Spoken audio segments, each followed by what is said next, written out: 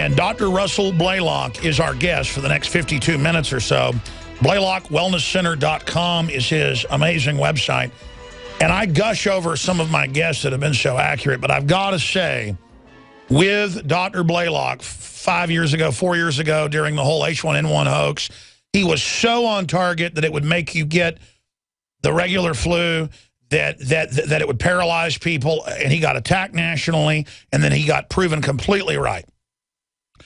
He just has a lot of courage, and he travels the world speaking to groups of scientists and medical doctors.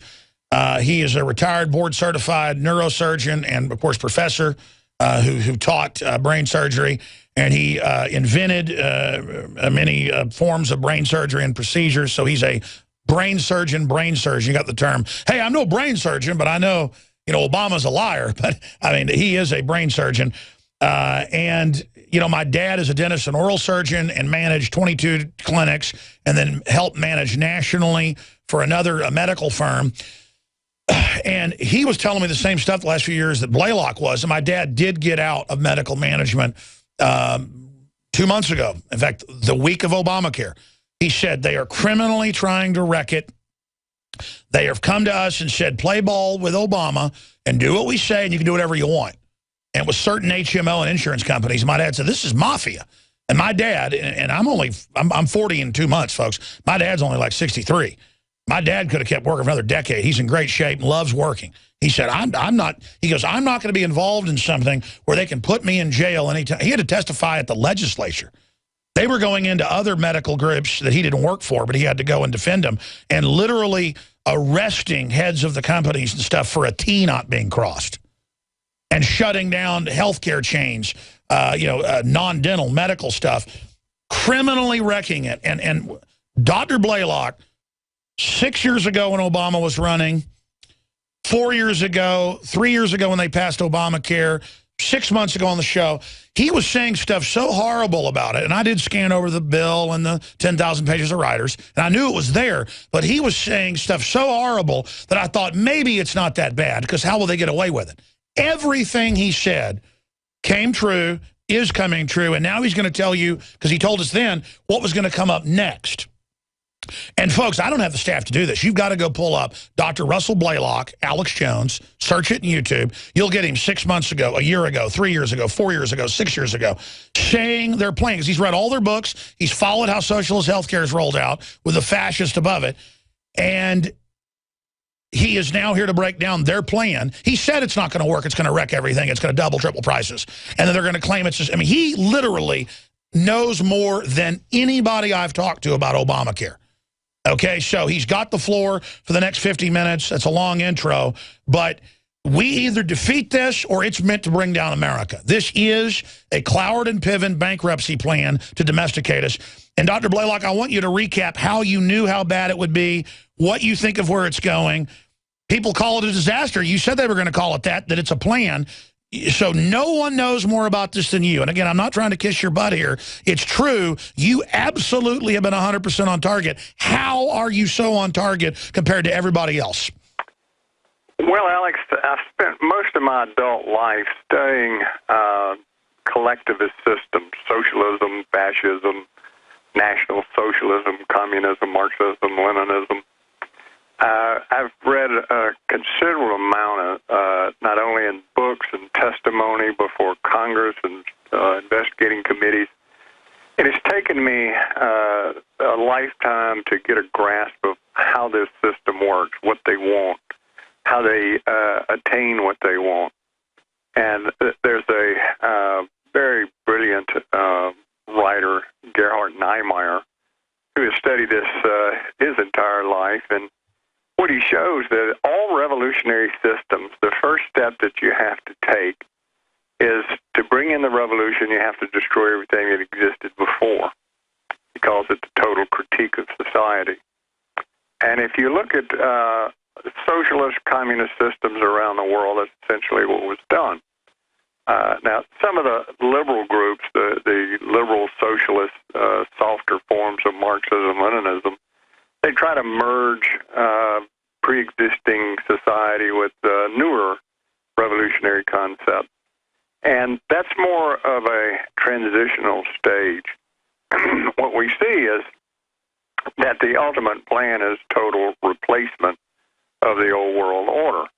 Now, you remember when Bush made his announcement for the UN that we were bringing in a new world order.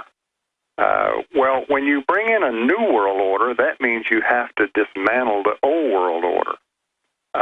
So when you look at what they've done during this administration and the Clinton administration, going back quite a few years, but particularly it's ramped up a lot recently. When you look at that, what you see is a dismantling of all our institutional systems that were based on the founding of this republic, including the economic system, the cultural system, the moral basis of America, its Christian heritage.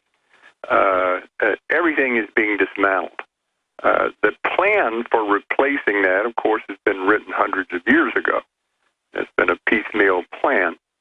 And if you read their literature, not the conservative literature, not the opposition literature, but read their literature, they outline these things quite plainly, or what they plan to do. Population control, reduce birth rates, eliminate large percentages of the population, total regulation of all individuals, destruction of the concept of an individual, which is the very basis of collectivism. So when you look at all of this, and medical care systems, one of the things I looked at the English transition to national health care and what a disaster it turned into. And I tried to warn my colleagues 20 years ago, 25 years ago. I explained to them the history of how England lost its medical care system, its free system. Most refused to listen. They made the very same mistakes the British physicians made. They thought they were too smart to be fooled by the politicians. Then there was a group that thought, well, the politicians would be reasonable, and if we could sit down with them and negotiate with them and help them control costs, and if they saw that we were honest and really trying to help, then they would work with us. Some of them thought, well, if we get on the committees of these various national socialist medical groups, we can help mold it and protect the position. Exactly. You just hit the key on every front. Good people think the system's like them and think that they can negotiate with it. And then with the Delphi technique, the collectivists play along with that. But literally behind closed doors in their own literature, they admit they're just a criminal group. But please continue. Sorry. Well, this is the methodology that has been used in virtually every country that eventually slides into socialism, is that you've got to do this slow dismantling of everything that exists. And you have to trick people. There's a great writer that was from Poland, and he wrote a book called The Captive Mind, and in it he describes what's called the Ketman. And he said the Ketman was a very old concept in the Arab world, in which when you wanted to defeat an enemy, you pretended you were his friend. You pretended to believe what he believed, and you associated with him, and you would move up in his power structure because he thought you were with him and shared his philosophy. And he said the whole time it's a deception, so that when you finally get strong enough, then you crush him. And that's the Ketman technique. Well, that's what's basically used is the British system. The British politician went to the physician, made the physician think that he was his friend, that he would work with him, that he'd have him on panels making decisions. And, of course, if you read the people, Nairn Bevan, who was one of the chief architects of the British healthcare system at that time, it was all a ruse.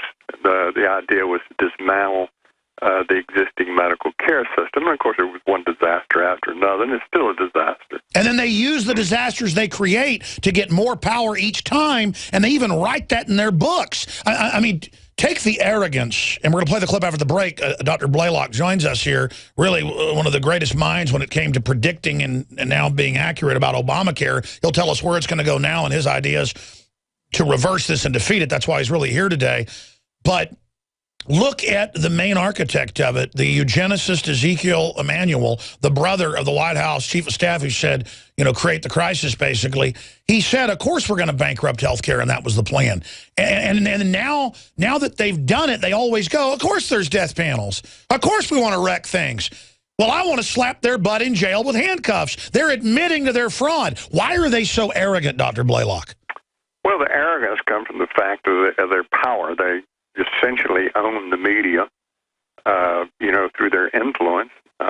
They own a great deal of the publishing.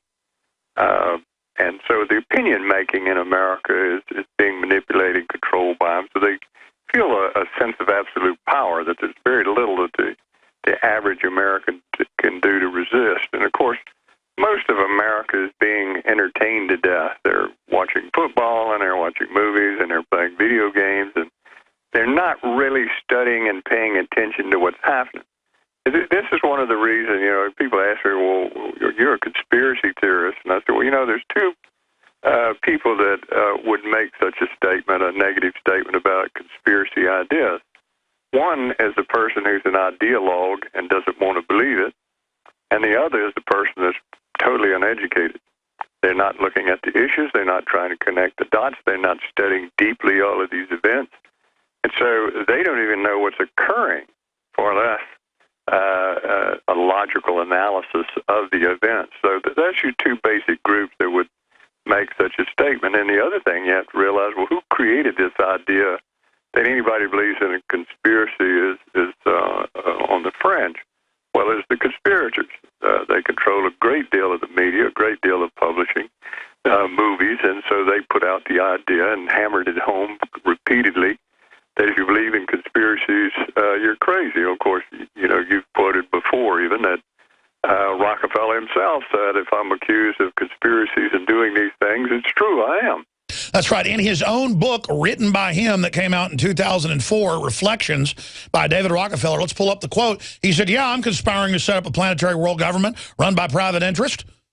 Sure. And if you read some of the newer books that's been written on these very rich power elite, quotes in the book repeatedly, they say that, you know, well, we should rule the world. And, of course, this comes from Plato. You know, if you look at any history of socialism, that's where it all comes from. With Plato.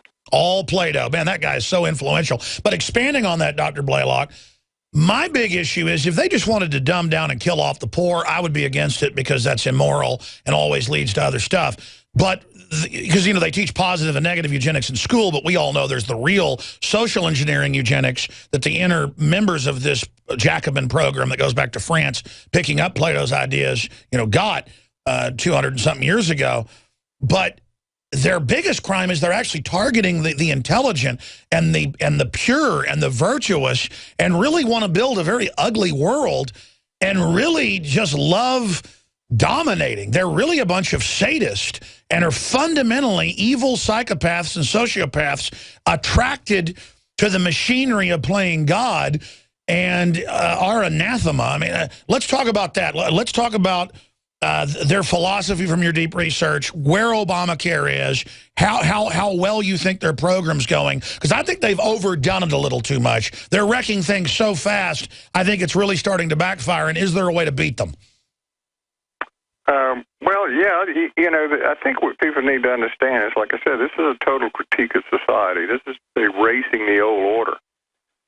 This Obama plan was designed to be a massive failure. And what you're going to hear next is, well, you know, we tried to do it the free market way. We tried to mix government with free market to make it as palatable to the conservatives as possible. But look what a mess it makes. You just can't mix government control with the private market, individual interest, and greed, because it created this horrible mess that we're experiencing with this Affordable Care Act. Now you can watch the InfoWars Nightly News streaming live as it happens for free. Check it out at InfoWars.com/show.